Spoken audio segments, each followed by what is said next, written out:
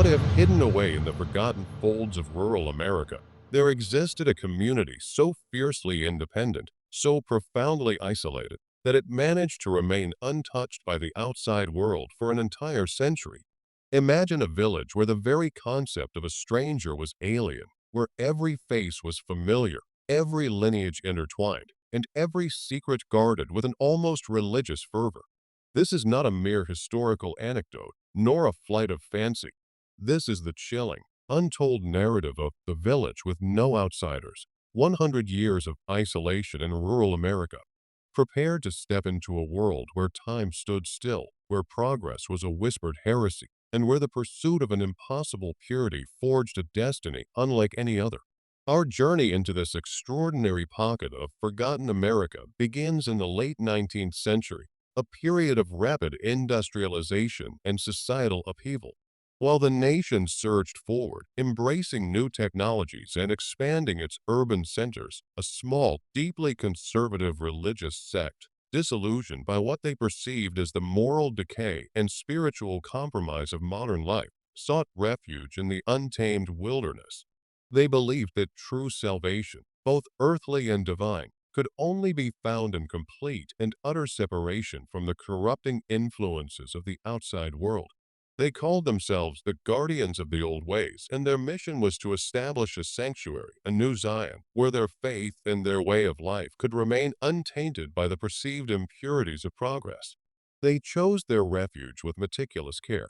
The chosen valley, nestled deep within a remote, almost inaccessible corner of the vast American interior, was a natural fortress. Towering, ancient forests served as impenetrable walls, while the rugged terrain and treacherous, winding paths acted as a natural deterrent to any unwanted intrusion.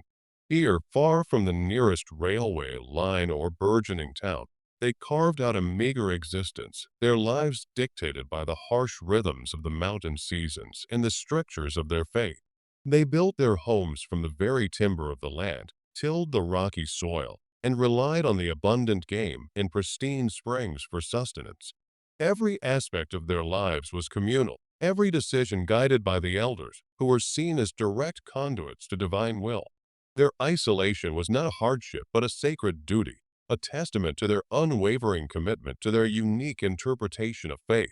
As generations passed, the guardians of the old ways became increasingly insular.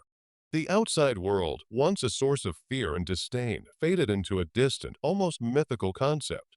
Their language, while rooted in Old English, evolved into a distinct dialect, filled with archaic terms and unique pronunciations, further cementing their separation. Knowledge was passed down orally, from parent to child, focusing on scripture, practical skills, and the intricate genealogies that defined their community. Marriage outside the village was strictly forbidden, a transgression punishable by banishment, a fate considered worse than death. This strict adherence to endogamy was not merely a social custom.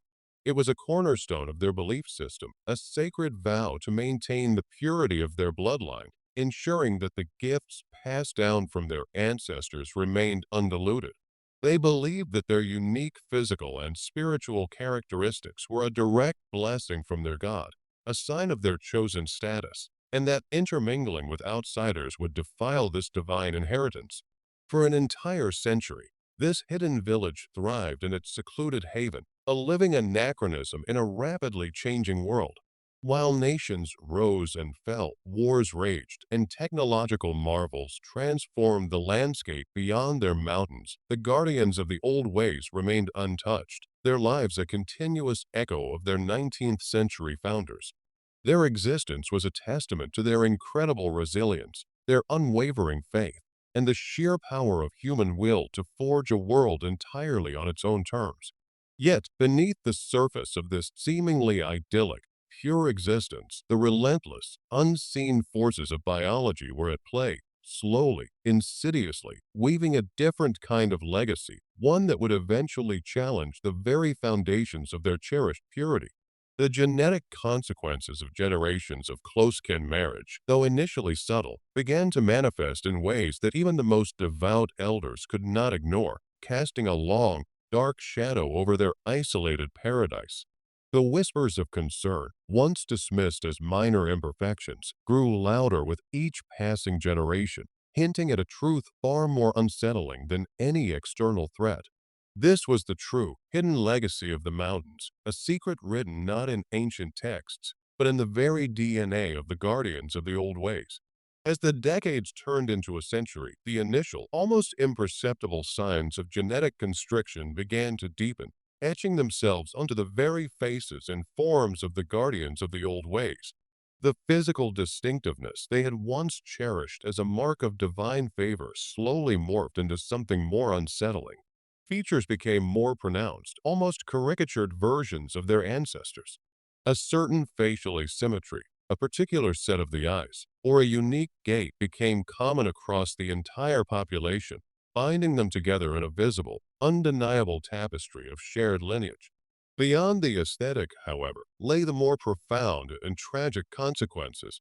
Recessive genetic traits, once dormant and harmless in a diverse gene pool, found fertile ground in the tightly woven family trees of the village.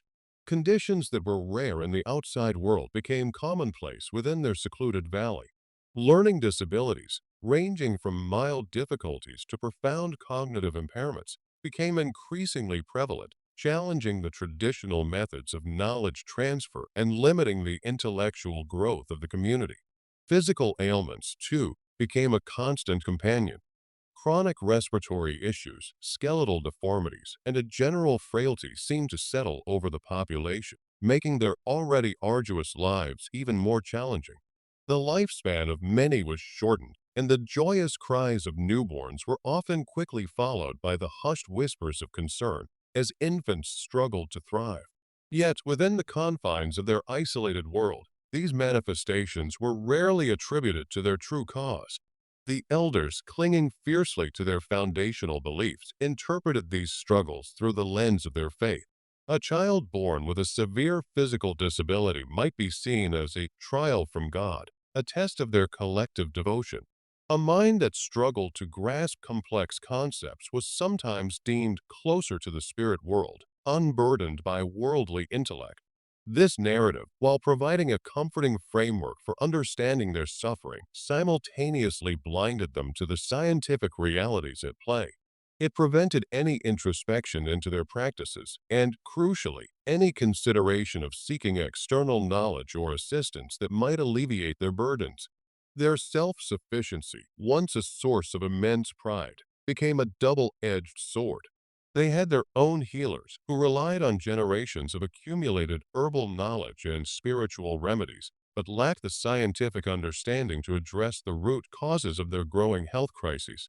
Their educational system, focused on scripture and practical skills, did not equip them to understand the complexities of genetics or the benefits of a broader gene pool. The very purity they sought to preserve was, ironically, slowly eroding their vitality, leaving them increasingly vulnerable and fragile. The mountain walls that had once protected them now served as an inescapable prison, trapping them within a cycle of genetic repetition that threatened their Subscribe to my very channel. survival. The whispers of concern, once confined to individual families, began to coalesce into a collective, unspoken dread, a growing awareness that something was fundamentally amiss, even if its true nature remained shrouded in the mists of their isolation and unwavering faith.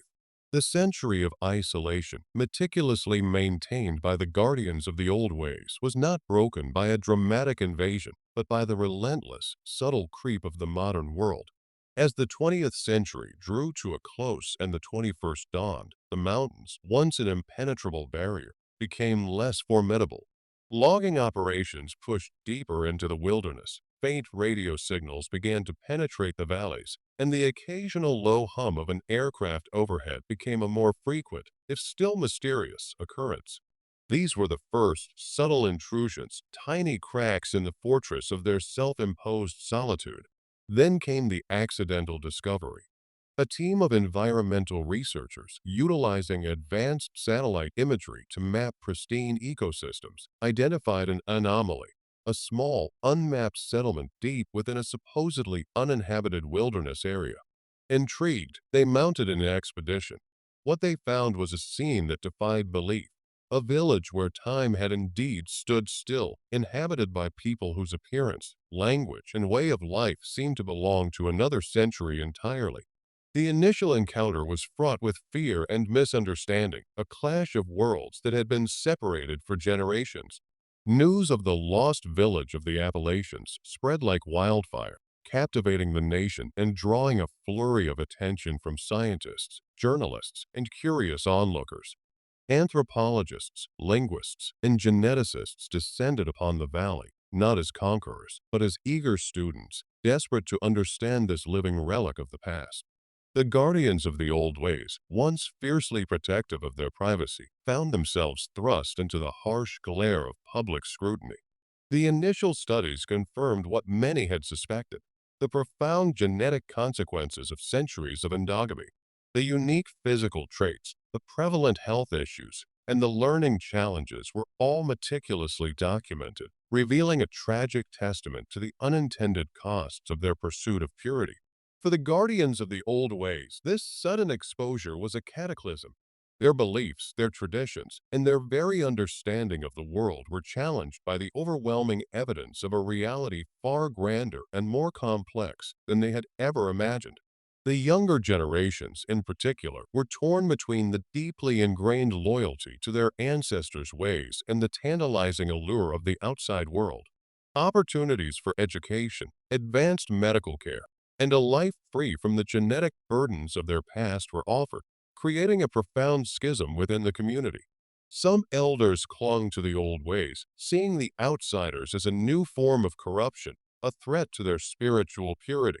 Others, witnessing the suffering of their children and the undeniable benefits of modern knowledge, began to question the very foundations of their isolation. The aftermath was a slow, painful process of integration marked by both progress and loss. Many of the younger villagers ventured out, adapting to a world that was both bewildering and exhilarating. They learned new skills, embraced modern medicine, and began to forge connections beyond their bloodline. The genetic conditions that had plagued their lineage for generations were finally addressed, leading to improved health and quality of life for many. Yet, the unique dialect, the intricate knowledge of the wilderness, and many of the customs that had defined the guardians of the old ways for a century slowly began to fade, replaced by the homogenizing forces of modern society. The village with no outsiders, once a symbol of unwavering purity and isolation, was now a poignant reminder of the delicate balance between preserving heritage and embracing progress, and the often unseen costs of a life lived entirely apart.